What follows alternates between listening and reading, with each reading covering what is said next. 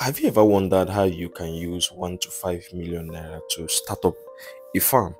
Okay, in this video, we'll be sharing with you something remarkable. So we encourage you to stay tuned to the end of the video to get the bonus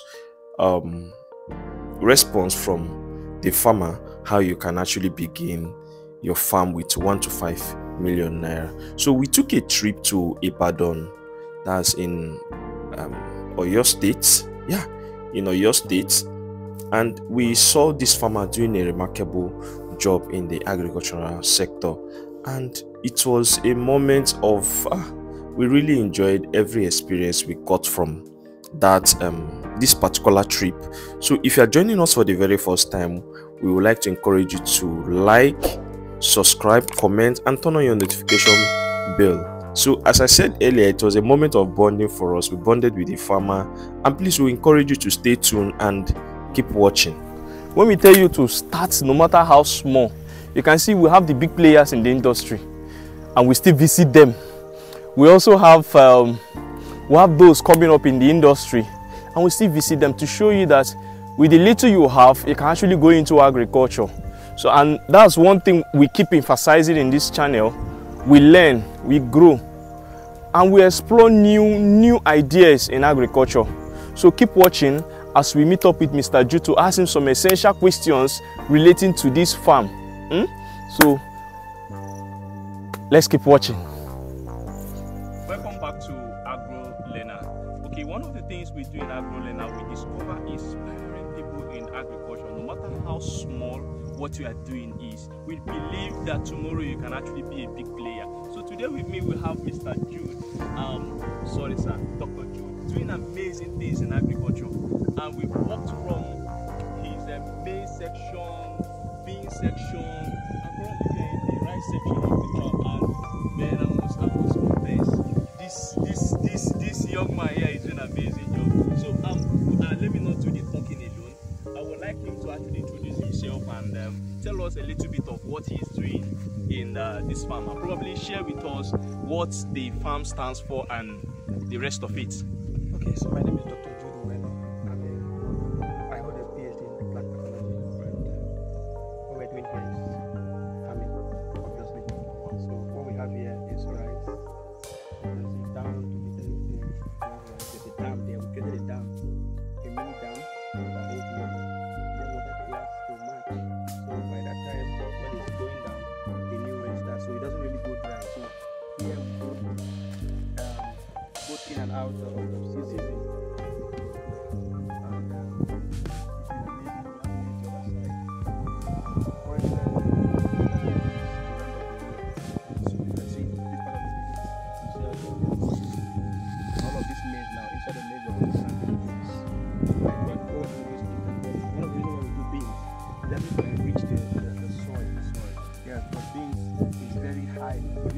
High amount of nitrogen, which can be beans. So by the time you are done with whatever you need for the year, what I do to enrich it. So instead of getting chemicals there and then, we do beans. So the beans brings nitrogen. There are other plants that gives us phosphorus, things like that. There are some that also give us potassium. So this thing is highly technical. This rice.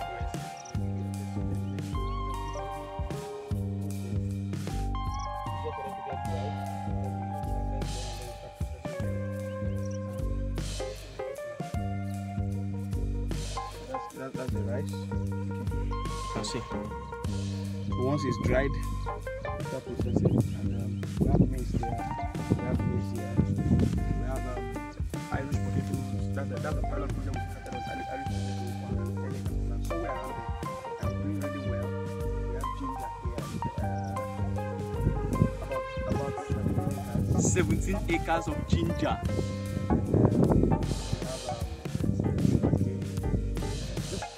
It's more like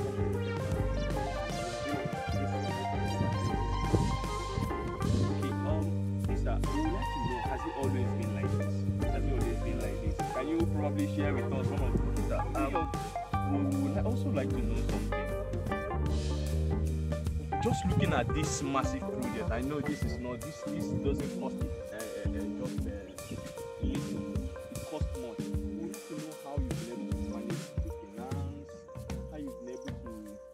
get people to go with you on this journey, because it's not easy. Okay, so basically, like I said before, I was in Canada. I spent 4 years in Canada.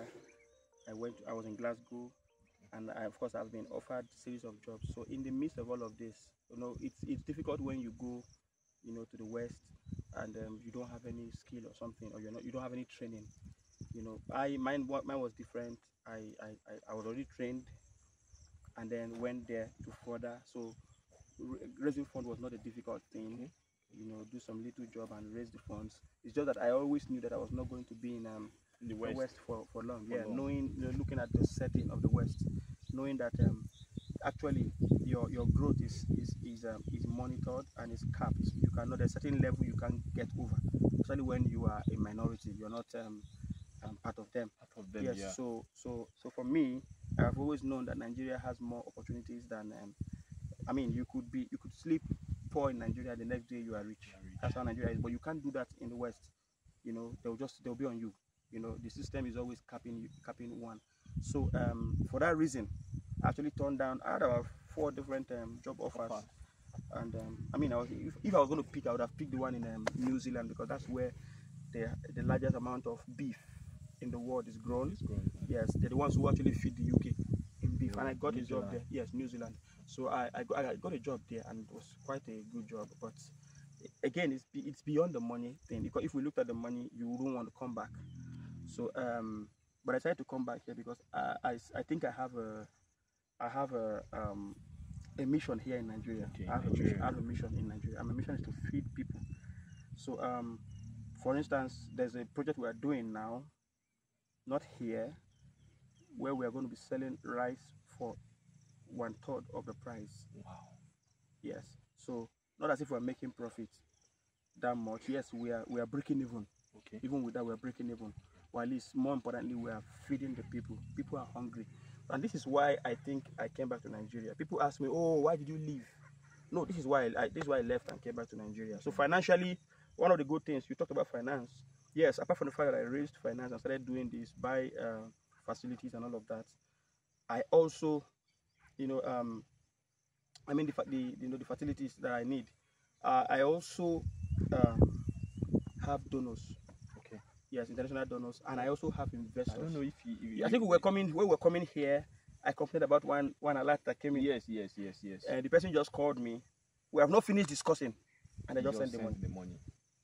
And I was going to say no, I don't want again, because I think I'm almost rounding up what I'm doing this year. But that's just how it is. We have international, yes, we have donors and we have investors from Canada, US, UK, all over the world, by the grace of God. So we are getting this, and also now we are having churches also partner with us. Yes, churches, certain groups in church, they come to us, and then we grow, and not just grow. We also ask them to give us delegates from the church, so we could also train them on agriculture. So that's what that's where we are. Okay, so you can hear Mr. Jude talk about agriculture like a professional. So agriculture is beyond the local thing that we just imagine, whole this that. Agriculture has grown beyond that. So far, who can you say probably is your target market? Because only this community cannot finish this. As much as I want to service our locality, Okay, so for me, there's what is called zero waste. Zero waste. One thing that drives me in agriculture, if you check our logo, the next Agropreneur logo, you see that it has to do with sustainability and profitability. So if you want to be profitable, then you have to deal with zero, wastage. So first of all, zero waste. And when you talk about zero waste, you are looking at the entire value chain. And when you look at value chain, you are also looking at the bureaucracy in marketing. So now when you talk about the marketing, we've been able to a large extent. We're online where people can order, you order directly from us. We also have people who come on the farm. They know us already, so they come here and buy the stuff here. One thing I don't do, we've learned and burnt our fingers, is that we don't harvest and take it to you, because you dictate the price and you deal with us. So we don't do that. You come here, buy, because you're already in a market that people know you. You can deal with the people. But when we take it to the market, we're going to lose. So people come here, and also now we are partnered with churches. So what we do is that we go to local churches, and each chapter of certain churches, you know, we go to them. For instance, Dominion City, House on the Rock, and all of that. You go there and you have a chapter. As once you have an understanding, people eat every day. That's true. They buy from the church, and of course, an incentive is that it is cheaper than the open market, and that's because you have removed that middleman, the bureaucracies out of it, so you can actually sell it lower than what it is. So the marketing has not been a problem. It has not been a problem at all. Okay. One thing I noticed is that in all the talk, you've not mentioned the name of your organization. Oh, the name of this company. The Next Agropreneur Limited. Okay, the Next Agropreneur yes. Limited. It's actually a word I coined. Wow. Yes, it's a word I coined in 2016. Wow, that's and I patented it. Yes, so people use that word, but I'm the owner of that word. That's powerful. That shows a man of vision and foresight. Thank you so much for your time. Yes, sir. So what's your should I say advice for someone that wants to start let me just put a figure 1 to 5 million? What's your advice? Okay. Probably to from there the person can actually scale up. Okay, biggest advice: don't buy the land. People make that mistake, and that's why they run out of it. Don't buy the land, lease the land, and as you go further, the land will produce the money you need to buy the land. This is where people fail in Nigeria. They go and buy big land, and then, for instance, you buy land and you farm this rice. You expect maybe you buy the land 1 billion naira, and then you grew rice that is going to give you just 100 million. You now begin to put pressure on the rice to do fast. No. So what I tell people is lease the land. The land will provide the money you need to buy the land. If you are able to demystify that, forget, you are going to do well in agriculture. Some of the lands here are not ours. We lease them. Some are not ours. Some are ours. So as we go further, you buy. As you go further, you buy. But let the land produce the money. So really, the money is not. It's just the way you go about it. If you have 5 million, 1 million, 2 million, you can start somewhere. Don't buy the place. Instead of spending 800k to buy a land, why don't you put 800k to till the soil? Till the soil. And then after 2-3 months, you are harvesting. Your proceed buys the land. This is where this is what I'm going to leave everyone with here. Okay. Farmers suffer from this. I have a friend that just bought 100 acres of land in Edo State. He has run away from there. But I told him, Oga, don't buy the land. Lease it from the community. Use that money you want to buy the land with to grow. But they don't listen. Okay. This is my advice. Don't buy the land. Okay, sir. Thank you so much. Thank you so much, sir.